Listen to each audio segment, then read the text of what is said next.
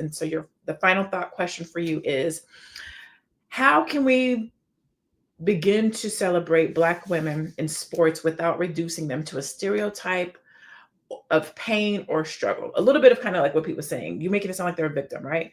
But when you see, it is not that they're not a victim. It's not that they are or they aren't a victim. We see the accolades. We know what they do. We know how important they are.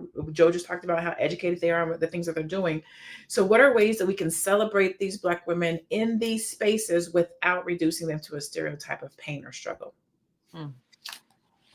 Great question. Yeah, well, what a great conversation today. And my final thought with that question is, it's unfair. It's unfair when people do a great job and work hard and you see what they've done and they're not recognized or given enough credit for what they've done, or they're giving credit but not compensated to equal what they've been putting out, right?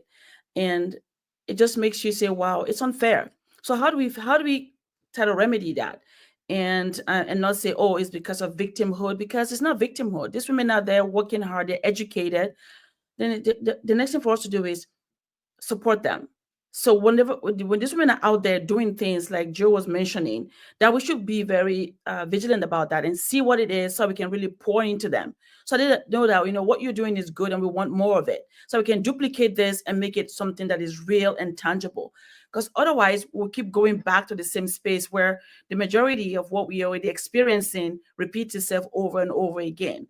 Right. But I just feel that if we continue to just support their ideals, like was mentioned, and just keep being there for them, showing up for them as well. So we're not just talking it, we're actually putting our actions behind it and supporting them and making them known.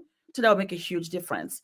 And that's how, to me, I think I can support. Like, now I know more about Asia. I didn't know about her before. Now I'm going to be more focused and intentional to make sure that if she has anything out there, I want to make sure that I do something to support her. Right. And you can find me at the Black Business School as a coach, and also www